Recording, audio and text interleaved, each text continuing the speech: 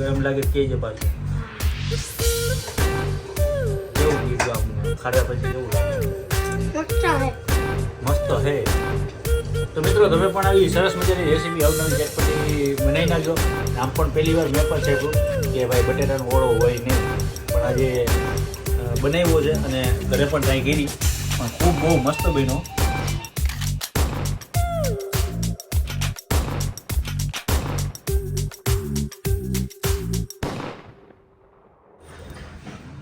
Hello મિત્રો, જય માતાજી, જય Mogal. Welcome back to my channel Raj Gohil blogs. ઘરની રસોઈમાં વરી પાછું આપનું હાર્દિક સ્વાગત છે. અને અત્યારે આપણે બનાવવા જઈ રહ્યા છે. રોજે રોજની ઝંઝટ હોય છે કે બહેનોને કે ભાઈ રોજ ઉઠીને શેના શાક બનાવવા. તો આજે આપણે રીંગણાનો ઓળો તો તમે બધા બહુ ખાધો હશે, પણ આજે આપણે બનાવવાના છીએ બટેટાનો ઓળો, જે ઝટપટ પણ તૈયાર થઈ જાય અને છોકરાઓને પણ બહુ મજા આવે એવી આજે વાનગી આપણે બનાવવાના છીએ, જે બટેટાનો ઓળો કહી શકાય છે. અને જે કહેવાય ને સૂકી ભાજી તરીકે પણ ચટપટો નાસ્તો જે ફટાફટ તૈયાર થઈ જાય એ નાસ્તો આજે આપણે બનાવવાના છીએ. તો એના માટે આપણે લેવાના છે 3 બટેટા, અને એની પ્રોસેસ કઈ રીતના છે તમને બધું બતાવું. તો પહેલાં આપણે 3 બટેટા લઈ લઈએ અને કુકરમાં બાફી નાખીએ. જો અત્યારે આપણા બટેટા લઈ લીધા છે અને કુકરની અંદર આપણે એને પહેલાં બાફી નાખીએ ને પછી આગળની પ્રોસેસ હું તમને બતાવું. તો જોતા રહેજો અને મોજ કરતા રહેજો. મિત્રો, આપણે જે બનાવવાનો છે બટેટાનો ઓળો, જે કહેવાય બટેટાનું ભરતું, એ આજે બનાવવાનું છે. તો આપણા બટેટા બફાઈ ગયા છે.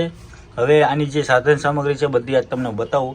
મરચાં લઈ લીધા છે, જીરું છે, મીઠો લીમડો છે, લસણની કડીઓ છે, ટમેટાં છે, કોથમીર છે, લીલી ડુંગળી છે અને ગરમ મસાલો. અને બધી આટલી વસ્તુ લેવાની છે અને બધી 1 by 1 દેખાડું છું. પણ અત્યારે આની આપણે ગ્રેવી બનાવવાની છે ક્રશ કરીને. જ્યાં મેં તમને બતાવ્યું કે જીરું, મરચાં, મીઠો લીમડો અને લસણની કડીઓ, એની આપણે પેસ્ટ બનાવે છે મિક્સરમાં. પણ ઇસ્યુ એ છે કે લાઇટ નથી અત્યારે, તો લાઇટ આવે ત્યારે કન્ટિન્યુ જોતા રહેજો. જય માતાજી. મિત્રો, મેં હમણાં જ કીધું કે લાઇટ નથી, પણ લાઇટ આવી ગઈ. તો હવે આપણે આની પ્રોસેસ કરીએ મિક્સરની અંદર. તો મિક્સરમાં આટલી જે વસ્તુ આપણે આ બધી લીધી છે એ બધી આપણે આની અંદર એડ કરશું. પહેલાં જીરું નાખી દઈશું, પછી આપણે મરચાં એડ કરી દઈશું, લસણની જે કડીઓ છે એ આપણે એડ કરી દઈશું, અને લાસ્ટમાં મીઠો લીમડો આપણો એ એડ કરી દઈશું. તો મિત્રો, આપણી આ જે પેસ્ટ બની ગઈ છે. હવે આ પેસ્ટ એના માટે બને છે કે આનાથી ટેસ્ટ એકદમ મસ્ત મજાનું આવશે અને એકદમ કહેવાય ને ટેસ્ટી આજે શાક આ બનવાનું છે. તો જોતા રહો અને મોજ કરતા રહો. તો મિત્રો, આપણો જે મસાલો થઈ ગયો છે રેડી, અને અત્યારે આપણે વઘારની તૈયારી કરશું. કઢાઈ આપણે લઈ લીધી છે અને કઢાઈમાં નાખશું આપણે તેલ. તેલ થોડુંક ઉમેરી દઈએ. તેલ ઉપર હવે આપણે નાખશું થોડી કેમથી હિંગ નાખશું. હિંગ નાખ્યા બાદ થોડુંક નાખશું આપણે જીરું. જીરું નાખ્યા બાદ પછી એની પ્રોસેસ આગળની છે, જે આપણે જે હમણાં ચટણીની ગ્રેવી કરી હતી, આપણે જે પેસ્ટ બનાવી હતી આપણે એડ કરી દઈશું. પછી આને સતડાવા દેવાનું છે 2 મિનિટ સુધી.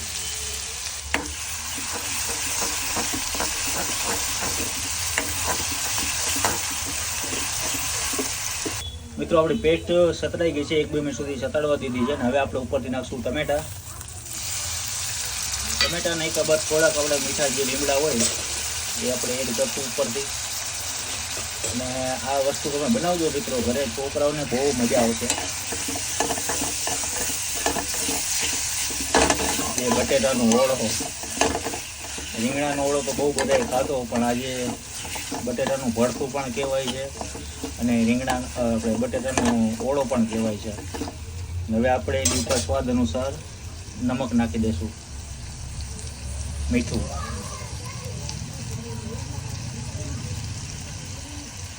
સ્વાદ અનુસાર આપણે મીઠું નાખી દીધું છે. હવે આને પકાવવા દઈએ.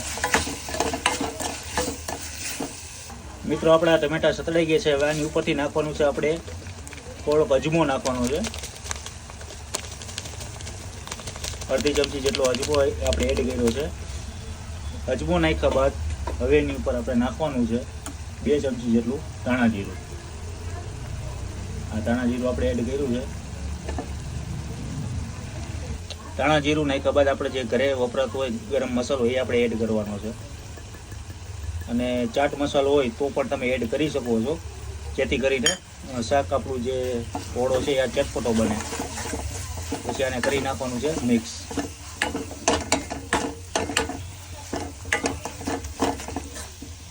મિત્રો આ મસાલા તો આપણા છતડાઈ ગયું છે ને. હવે આપણે જે લીલી ડુંગળી હતી એ લીલી ડુંગળી પણ આની અંદર એડ કરવાની છે.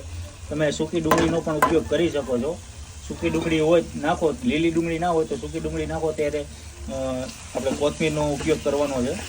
અત્યારે આપણે તો લીલી ડુંગળી હતી એટલે હવે આને મિક્સ કરી દઈએ છીએ આપણે.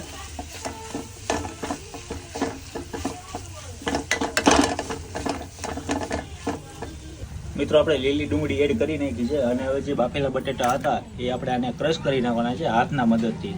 અધકચરા હોય તો પણ ચાલે. આવી રીતના બાફેલા બટેટાનો ક્રશ કરી નાખવાનો છે ભૂકો.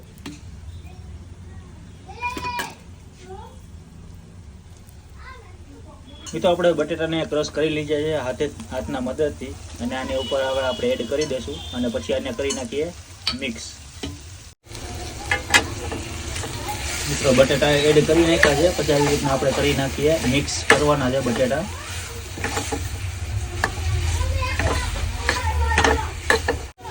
મેં પણ આજે પહેલી વાર બનાવ્યો છે અને તમે પણ બનાવી નાખજો ઘરે.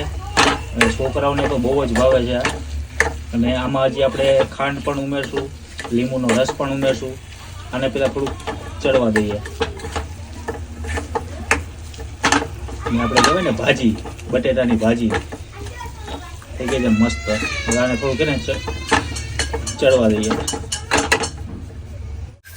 મિત્રો આપણા જે બટેટા જે નાખી દીધા છે ને પછી મિશ્રણ કરી દીધું છે, આની ઉપરથી તમે થોડુંક ખાંડ પણ ઉમેરી શકો છો.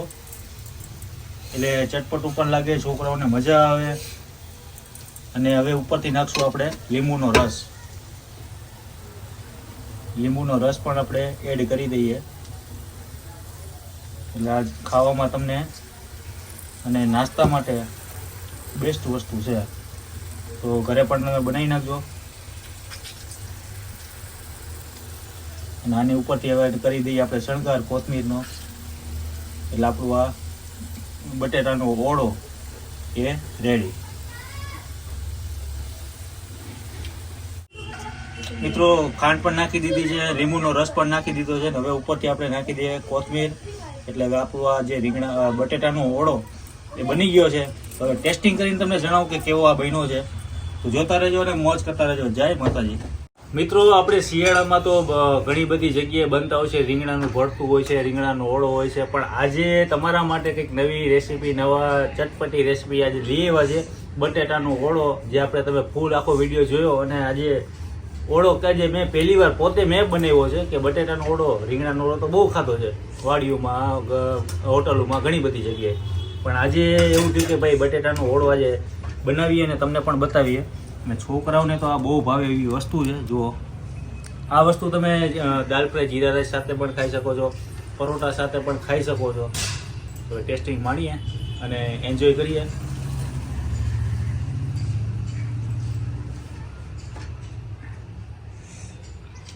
પ્રિન્સ અહીંયા તો પ્રિન્સને ખવડાવું. ગરમ લાગે કહેજે પાછો. કેવું કીધું આમ ખાધા પછી કેવું લાગે? મસ્ત હે.